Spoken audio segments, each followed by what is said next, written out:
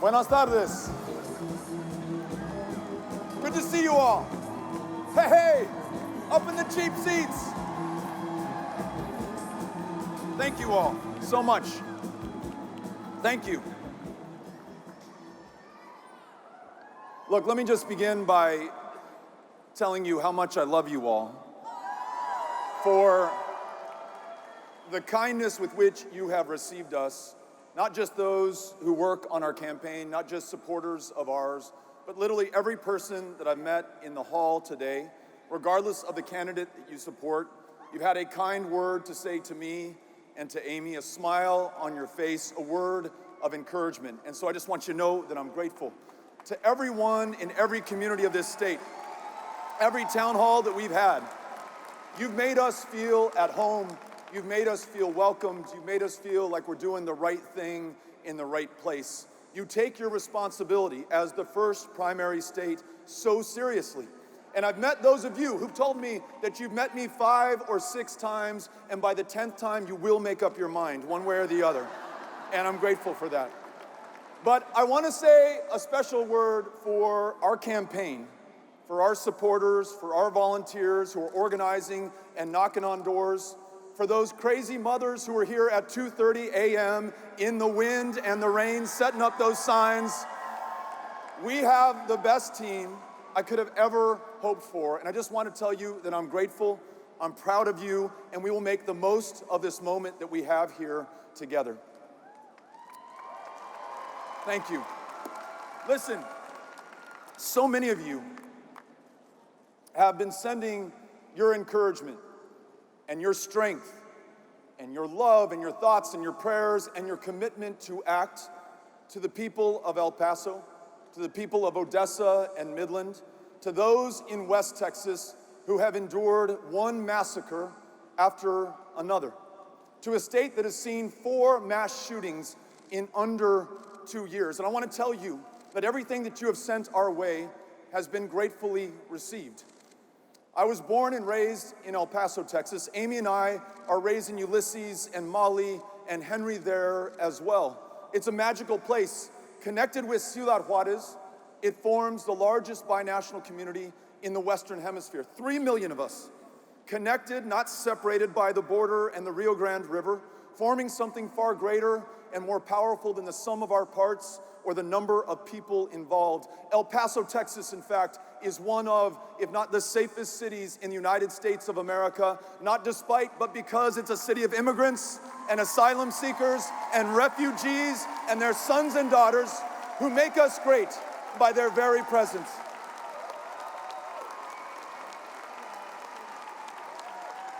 But on August 3rd of this year, we learned that no matter how safe or how special we are connected to the rest of this country. Martin Luther King reminded us that we are all caught in an inescapable network of mutuality, tied in a single garment of destiny. This is a violent country that loses more than 40,000 of our fellow Americans every year to gun violence. And this is a country that has been defined by foundational, systemic, endemic racism since the very founding of this country, August 20th of 1619, the first time that a kidnapped African was brought here against his will and made to serve as a slave to build the greatness and the success and the wealth of this country, which his descendants would never be able to fully participate in. This is the reality of the United States of America, and sooner or later, it was going to find us. It wasn't a matter if, it was a matter of when. And on August 3rd, it did, when a gunman who legally purchased an AK-47, a weapon designed for killing people as effectively, as efficiently, in as great a number as possible on a battlefield, drove 600 miles, fueled by that racism, that hate, that fear, and that intolerance that has always been part of this country, but has been given new life by the President of the United States, Donald Trump, who has called Mexican immigrants rapists and criminals, who has sought to ban all Muslim travel to the United States of America, who calls Klansmen and Nazis very fine people. This person drove 600 miles with that hatred, really at the invitation of our president, and opened fire with that AK-47 on innocent people in a Walmart, killing 22 of them and grievously wounding many dozens more.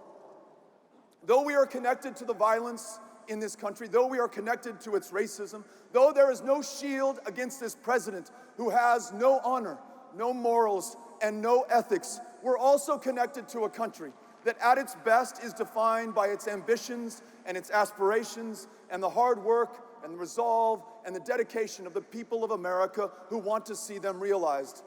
This is a country that has produced Moms Demand. This is a country that has produced March for Our Lives. This is a country that has produced the leadership that will ensure that we not only have universal background checks and red flag laws and end the sale of those weapons of war, but that we go the necessary steps further, as politically difficult as they may be. A gun registry in this country, licensing for every American who owns a firearm, and every single one of those AR-15s and AK-47s will be bought back so they're not on our streets, not in our homes. Do not take the lives of our fellow Americans. And we're going to do that together.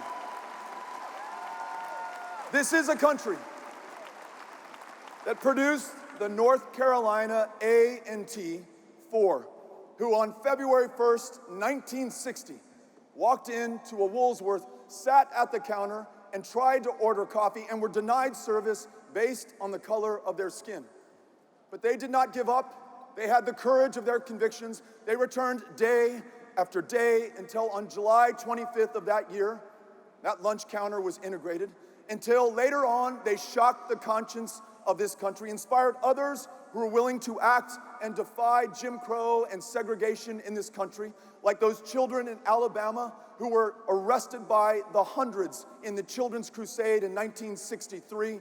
It is that leadership on civil rights that this country produced that granted us the Voting Rights Act and the Civil Rights Act. It is their inheritors, Black Lives Matter, who today will make sure that we effectively confront this racism in this country, sign into law a reparations bill, and make sure that we repair the damage done and stop visiting this injustice on future generations.